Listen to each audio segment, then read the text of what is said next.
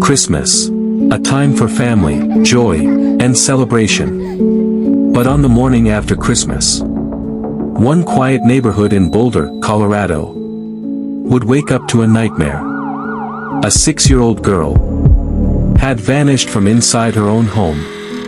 There were no signs of forced entry. No witnesses. No clear suspect. Only a mysterious ransom note. And a crime scene that would shock America. Nearly 30 years later, the killer has never been found. This is the murder of JonBenét Ramsey.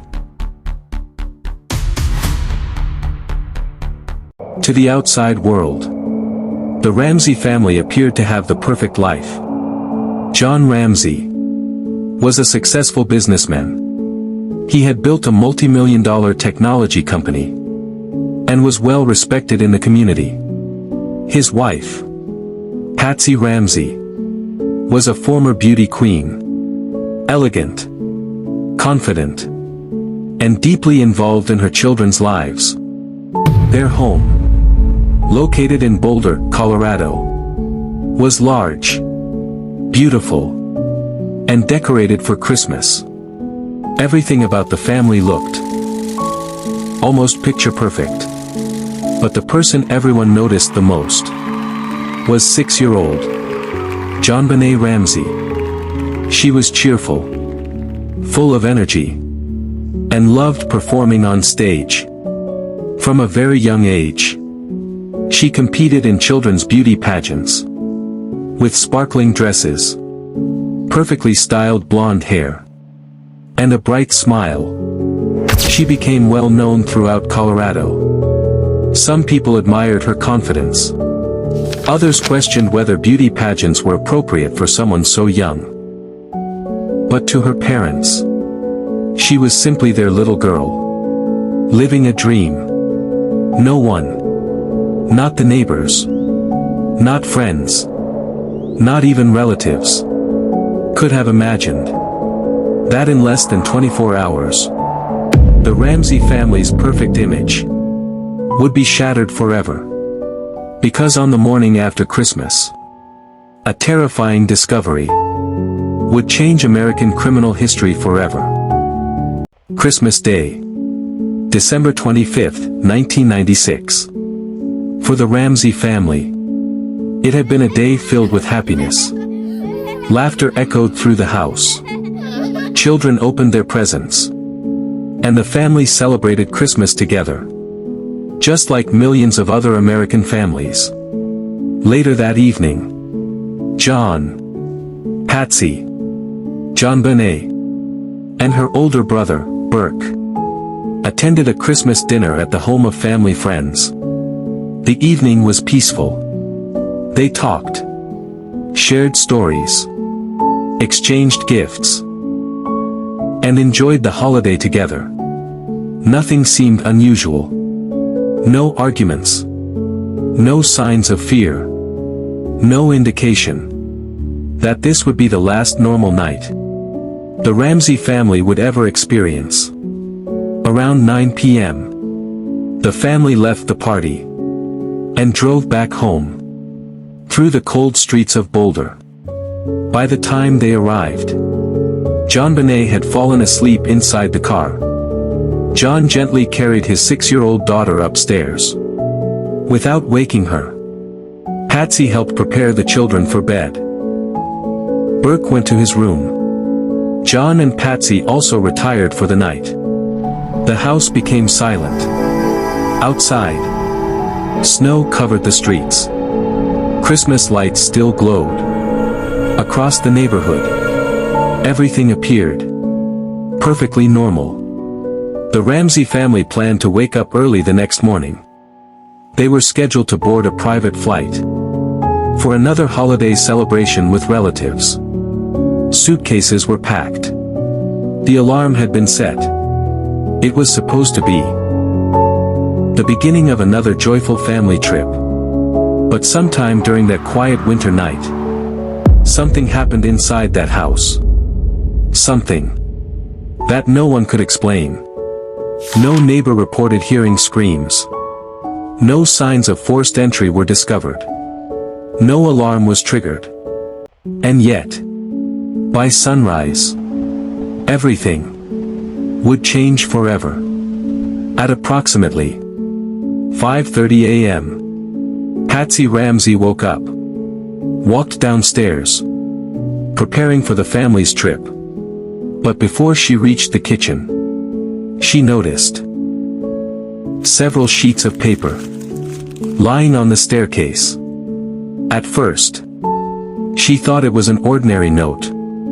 But as she picked it up and began reading, her entire world collapsed. As Patsy Ramsey stood on the staircase, she couldn't believe what she was reading. The message wasn't a simple note. It was a ransom demand. 3 full pages, written by hand. The author claimed that JonBenét had been kidnapped, and if the family wanted to see her alive again, they would have to follow every instruction. Exactly. The note demanded $118,000. Not $100,000. Not $1 million. Exactly. $118,000. It was a strangely specific amount. An amount that happened to be almost identical to John Ramsey's recent Christmas bonus.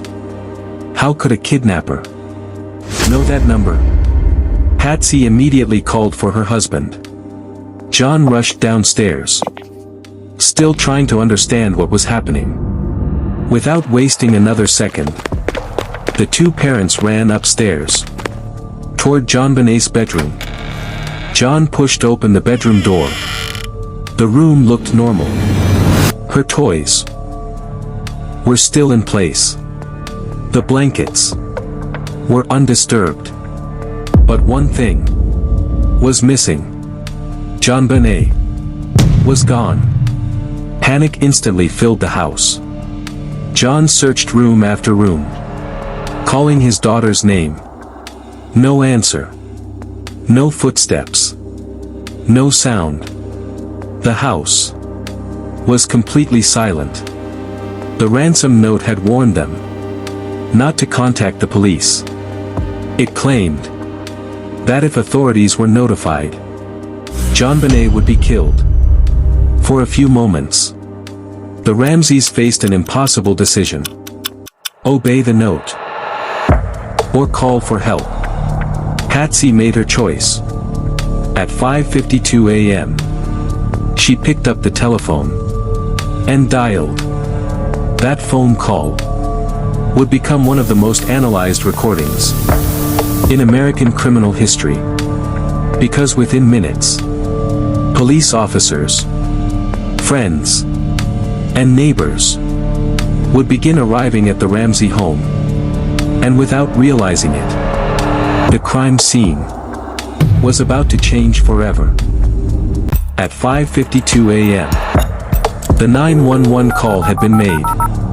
Within minutes, the Boulder Police Department dispatched an officer to the Ramsey home.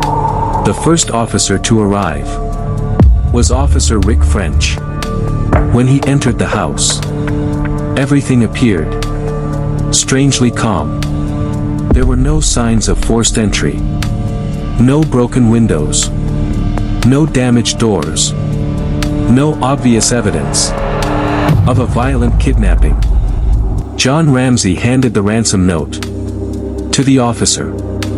As investigators began looking around the house, something unexpected happened. Instead of sealing the home immediately, friends, neighbors, and even the family's minister were invited inside. People moved freely through different rooms. Some comforted Patsy. Others spoke with John. Some even cleaned parts of the kitchen, trying to help the grieving family.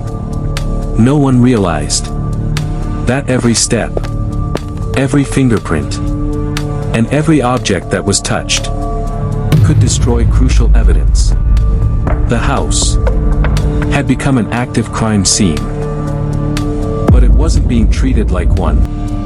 Officer French searched the home, including the basement. He opened several doors and looked into different rooms. One basement door was secured with a simple wooden latch. French opened it briefly, but because the room was dark and nothing immediately caught his attention, he closed the door and continued searching. Without knowing it, he had been only feet away from the place where the truth was waiting. Hours passed. The phone never rang. No kidnapper called. No instructions followed. The ransom note promised contact, but silence was all the family received.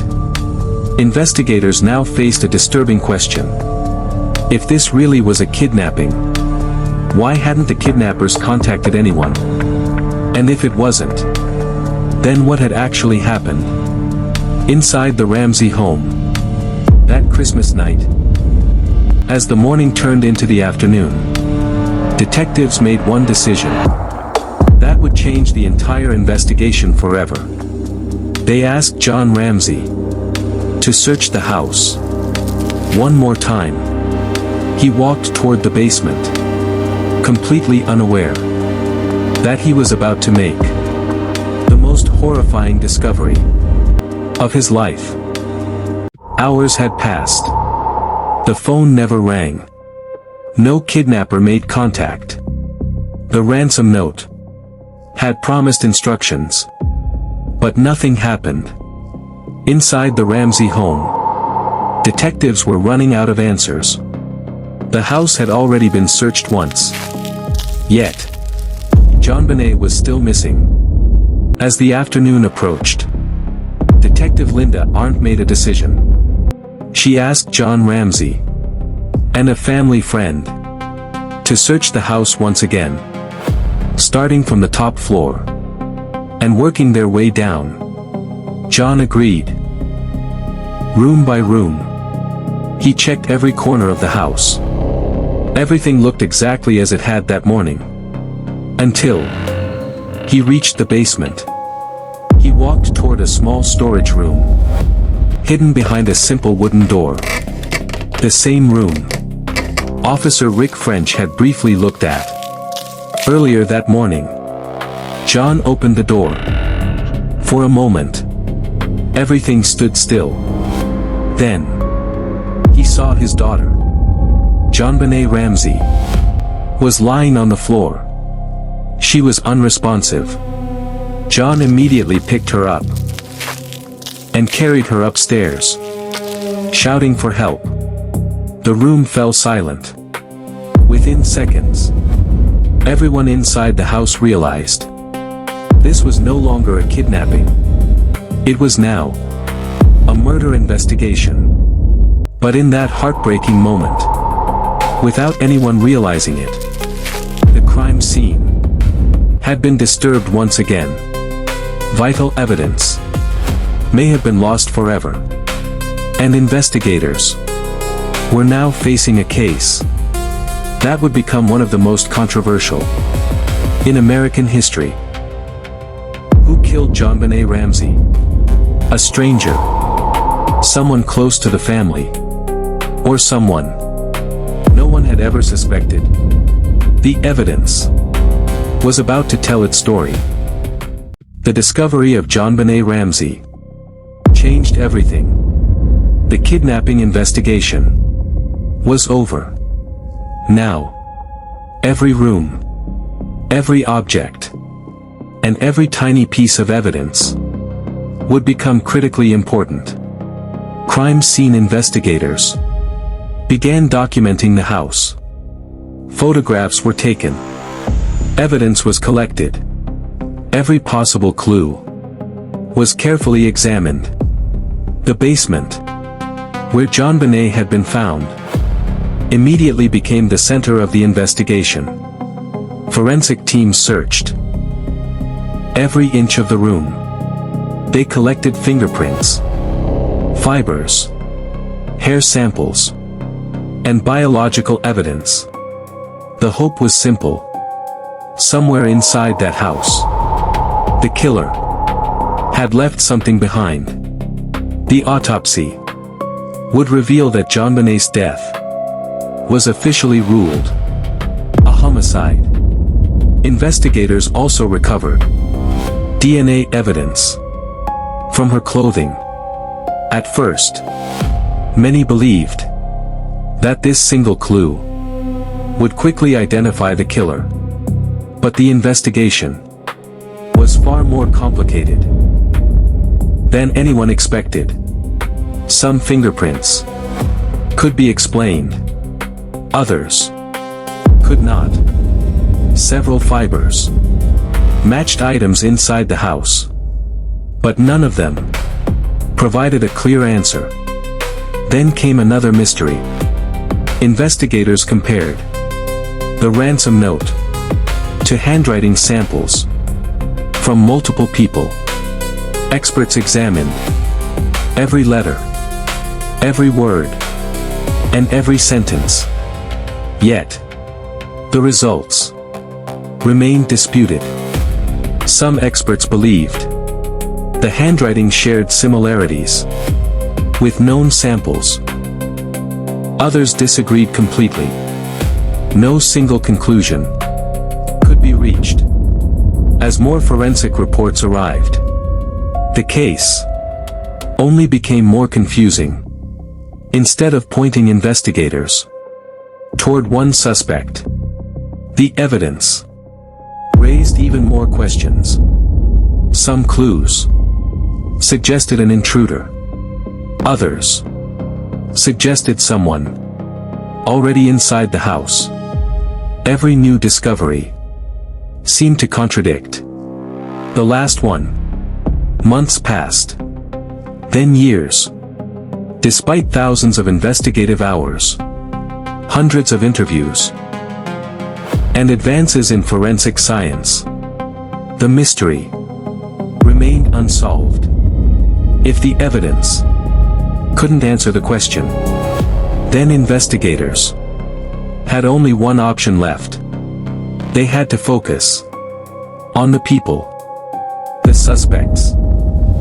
With no confession, no eyewitness, and no conclusive forensic breakthrough, investigators turned their attention to the people closest to JonBenét.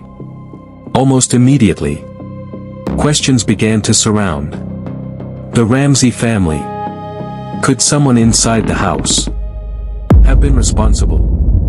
Or was the killer someone from outside who had disappeared without a trace?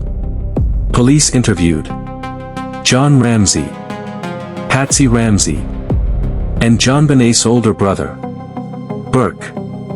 Every statement, every timeline, and every detail was carefully examined.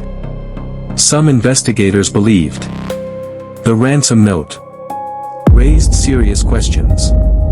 It was unusually long, written inside the house, and demanded an amount of money almost identical to John's recent Christmas bonus. To some detectives, that seemed too specific to be a coincidence. Others disagreed. They argued a real intruder could have learned about the bonus before the crime. Then came the basement window. Some investigators believed it may have been an entry point. Others argued the evidence didn't support that conclusion. The more investigators searched, the more divided the theories became. One group believed the answers were inside the house. Another believed the real killer had escaped long before police arrived. Years later, neither theory has been proven. And despite decades of investigation, no suspect has ever been convicted. for JonBenét Ramsey's murder. But one question still remains. If no one has been convicted, then why has this case remained unsolved for nearly 3 decades? More than 29 years have passed. The little girl who once smiled on beauty pageant stages never received justice.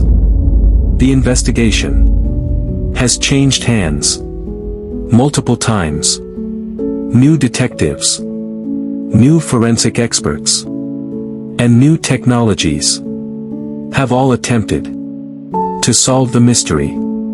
Over the years, advances in DNA testing have given investigators new hope. Evidence collected back in 1996 has been re-examined using modern forensic methods.